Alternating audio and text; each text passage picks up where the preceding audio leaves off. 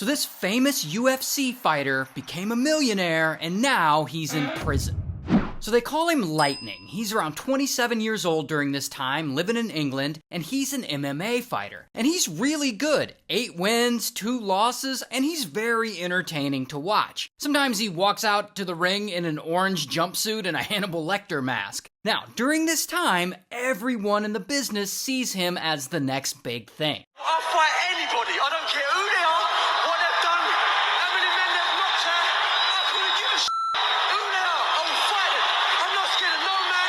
But also, he's kind of a turd. Like, he parties a lot, he hangs out with criminals, he acts like he's a gangster, he's always fighting people in the streets, sometimes he gets mad and attacks pedestrians in public, he's been arrested a bunch of times. Dude is a mess. And one night in 2005, his gangster ways screw his whole life up. Because he's leaving a nightclub, and he and a friend somehow get into it with a couple of other guys. And they get into a street fight. And they're there and they're fighting, and things get out of control really quickly. And suddenly, boom, one of the guys pulls out a knife, and he stabs Lightning in the chest, and then he stabs him again and again. And so, Lightning is rushed to the hospital, where he apparently dies in the ER a couple of times. However, they are fortunately able to revive him, and he ultimately survives. But his injuries are so bad that he doesn't recover in a way that he can get back in the ring. And so his MMA career is essentially over for good. And now, without the UFC, he's got no income coming in. I guess he was making good money and now he's broke. So what's he gonna do? Well, he decides he's gonna rob a bank. And so in 2006, Lightning gets together with 7 of his criminal friends and they come up with this whole elaborate plan to rob the Bank of England through a cash storage facility in Kent. A cash storage facility, as you can tell by the name, is a facility where the bank stores a lot of cash. And so, boom, they put this plan into motion. And Lightning and one of his goons, they get a makeup artist to put latex and prosthetics on them so that they look unrecognizable. Then they dress up like police officers. After that, they get into their car and they track down the manager of the cash storage facility, who is in his car, and they start following him.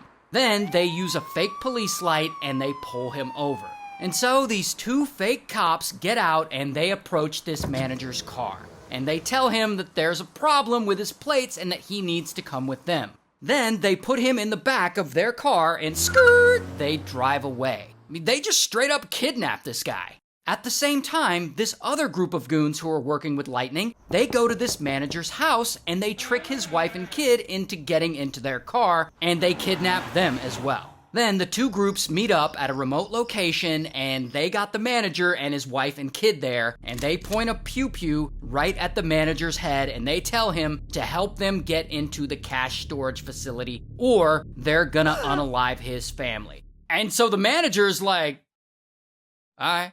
And so they all drive to the cash storage facility in a couple of different cars, and they take a big delivery truck with them. Once they get there, the manager asks a security guard working to let him and one of the goons in. And the security guard has no idea the manager's being held at gunpoint. And so the guard opens the door. Once the door is open, boom, all 7 goons rush in and they're all armed and they're yelling at the facility employees to get down while they tie them all up with zip ties. Once the employees are out of the way, the goons get into the vault and they start loading up all the cash into the delivery truck they brought. Once the truck is all loaded up, Lightning and the other goons, they flee and they speed away. And in total, they stole 53 million pounds during this heist, which during this time is more than 92 million US dollars, making this the biggest bank heist in UK history. And so Lightning and his buddies, they're now all rich, and they were all wearing masks the whole time so no one can identify them. So it seems like they're just never gonna get caught. The fuck they won't.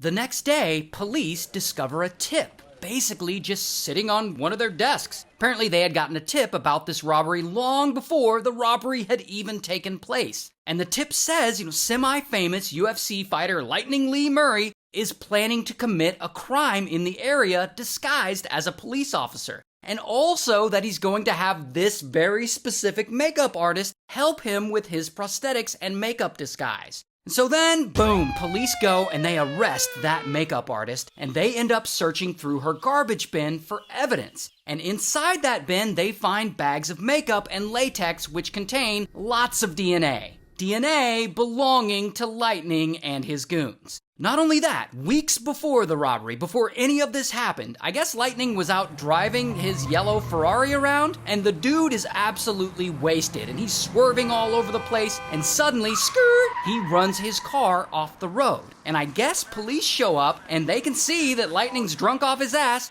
but they let him go. However, they do impound his Ferrari. Well, that incident happened so recently that police actually still have his Ferrari. It's sitting in their evidence lot. And so they go and search it, and underneath the seat, they find a cell phone. On that cell phone is a recording of a conversation between Lightning and another goon, and they're planning the robbery of the cash storage facility. And so the police got him. I mean, this isn't the only evidence they find. They actually find a ton of evidence, but this is all the evidence they need. However, by the time they've gathered all this evidence, Lightning and another goon have fled the country, and they fled all the way down to Morocco, where they're both just chilling. Now, the problem is, police in England can't really do anything about these robbery suspects fleeing to Morocco because England and Morocco don't have an extradition treaty during this time.